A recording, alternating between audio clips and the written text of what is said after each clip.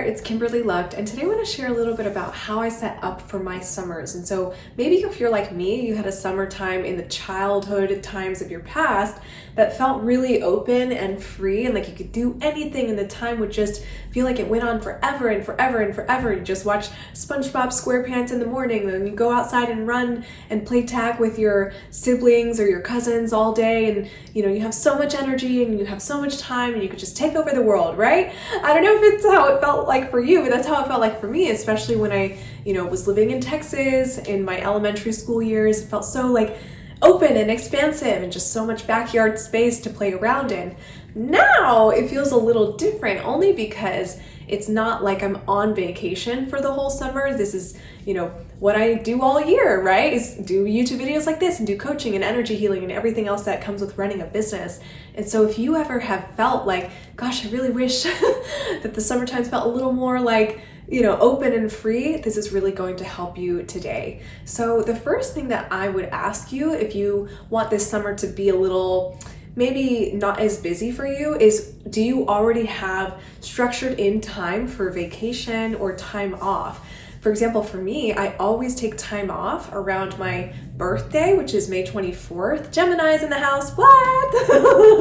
I always have that structured in, and it's the start of the summer, so it actually also helps me get into the mode of reflection of like, what kind of summer do I want to experience, and what types of activities or vacations or different things that I maybe don't do throughout the rest of the year, what kinds of things are going to really fill my cup in terms of joy and also energy, like what's going to energize me this summer, right? And so if you can pick like maybe, even if it's just a day of like you are out of commission, no one can reach you by phone, you don't even check your gadgets or computers or Apple Watches or whatever else people have these days, you just are by yourself or with the people that you love and doing the things that really light you up and energize you. So what times of the summer do you think you could take that time for yourself and program that in now?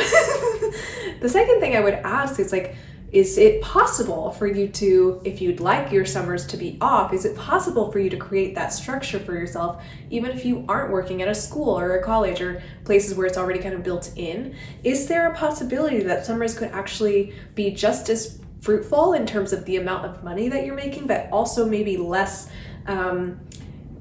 work heavy, right? So for me, I know my best work is in the mornings, and the way that I like to set my days up in the summer is if it's a nice day out, then I will go to the pool in the afternoons and read a book and just really take that time for myself, because there's always more work to be done, of course, but during the months where there's beautiful sunshine and there's birds outside and there's just people out and about, and just you want to feel more in that, like at least I love that energy.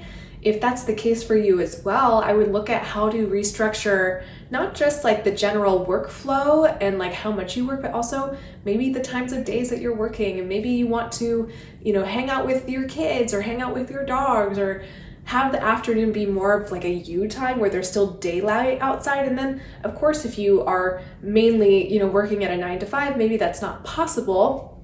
But I do want to encourage you to find those little pockets of time where you could inject a little more summer fun into your day, okay?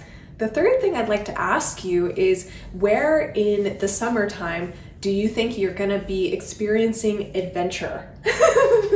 And this could be anything from going to Six Flags to going to a new country to, just going to see a friend just spontaneously, just because, right? So what kinds of experiences are gonna inject a sense of adventure into your summer? I think this is a really important thing to think about, at least at the start of the summer, because it flies by so fast. There's so much that you could do, but what sorts of adventures do you really want to partake in?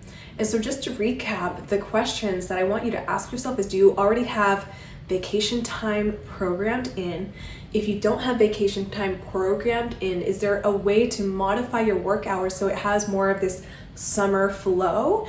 And then what sorts of adventures do you want to prioritize during the time that it's just so beautiful outside? So I really hope this helps, and I want you to have the best summer of your life. I feel like the energy of the summer is just always so refreshing and exciting and energizes me to the core, and so I hope that you feel the same. And if you have a summer birthday like me, then I hope that you have a beautiful summer birthday and you celebrate in the most summery way that you can. And of course, if you have any questions about any of this, feel free to comment in the section below. And if you love this topic and you want some more of that juicy vibe, I think you'd really love my free masterclass, Abundant Coach. The link is in the description below. And it's all about how to have more abundance in terms of time, energy, money, creativity, all the things that make it really fun to be alive, right? So if you want more of that juicy goodness, the link is in the description below, and I hope to catch you in the next video. Thank you so much for watching. Ciao for now.